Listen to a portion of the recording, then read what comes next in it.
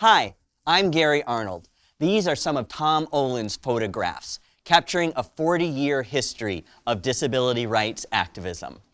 It's a movement that, in 1990, brought passage of one of the great civil rights laws of our time, the Americans with Disabilities Act. When President Bush signed the Americans with Disabilities Act, he acknowledged this historic journey. I started trying to put together a list of all the people who should be mentioned today. But when the list started looking a little longer than the Senate testimony for the bill, I decided I better give up, or that we'd never get out of here before sunset. The ADA gave voice to a national outcry.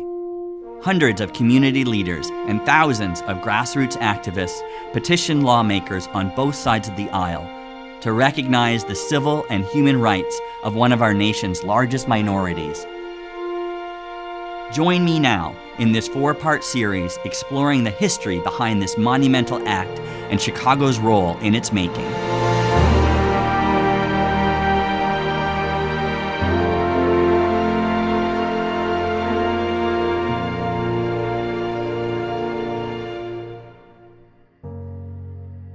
We begin in 1973. Section 504 of the Rehabilitation Act has just been passed, stating that any program using federal funds must provide equal opportunities to people with disabilities. The disability community sensed that disability rights were finally being recognized as civil rights. But 4 years passed, and the federal government had still not enforced Section 504. When President Carter came in, Joe Califano, who was the head of HEW, was charged with making the rules, and they were just not coming out. Anticipation grew to outrage. In 1977, activist Judy Heumann and the American Coalition of Citizens with Disabilities organized sit-ins at federal offices in major cities across the country. Every time you raise issues of separate but equal, the outrage of disabled individuals across this country is going to continue. It is going to be ignited. There will be more takeovers of buildings.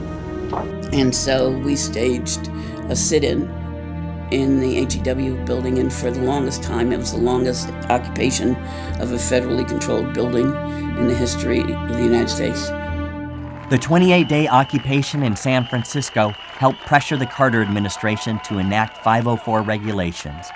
13 years later, these regulations would become a foundation for the ADA. We had created a momentum nationwide for passage of the Rehab Act, and we were expanding that now into full civil rights for all people in this country. Kitty Cohn, who had been a civil rights and anti-war organizer at the University of Illinois, spearheaded the San Francisco sit-in. It wasn't until she came upon the Berkeley Center for Independent Living in California that she recognized disability as a civil rights issue. A small group of activists on the campus of University of California, Berkeley, started to change things. The Berkeley Group, under the leadership of Ed Roberts, initiated what is now called the Independent Living Movement. So you really started seeing the self-advocacy movement forming. You saw other groups now where individuals with disabilities started speaking up for themselves. The Berkeley Center, the first of its kind, worked with other community leaders to build a cultural and political force that would become the backbone for much of the ADA's grassroots efforts. Chicago's Access Living, which opened its doors in 1980, was one of the first independent living centers established outside of Berkeley.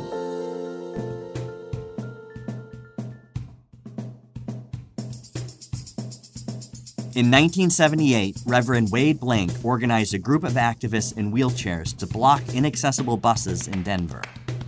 Bus pulls up, and a bunch of people zoom right in front of the bus. A couple of people go behind the bus. People were willing to go to jail at that point and to push the envelope. There was no precedent for this. After a 5-year struggle, activists secured accessible buses in Denver. Meanwhile, the Reagan administration began turning back federal disability-related laws. Demonstrations erupted again throughout the country. The Denver activists saw an opportunity. We started saying, well, I bet you there's people around the country that would like to ride their buses as well as people in Denver. And so that's when Wade contacted Shel Trapp. Chicago community organizer Shel Trapp, a disciple of Saul Alinsky, helped the Denver group build a national network of activists ready to take to the streets. They called themselves ADAPT. With ADAPT, I think Trapp saw the kind of anger with people in the disability rights movement that he didn't see anywhere else. ADAPT's combination of militant action and political savvy soon earned them the title of Pitbull for the disability rights movement. The group would become a key force behind the transportation section of the ADA. And so developed two strands of activism within the disability rights movement. On one hand, the independent living movement worked largely within the policy-making systems to advance change. On the other hand, the direct action style of ADAPT used the streets to build public pressure across the country. There is a third key player in the advancement of disability rights across the country. It is the network of state oversight agencies created by the federal government called the Protection and Advocacy, or P&A system. The state P&As largely enforce disability rights through the legal systems. In our next episode, we'll look at how Chicagoans took these strands of the rights movement and formed a vibrant cultural and political mecca for people with disabilities.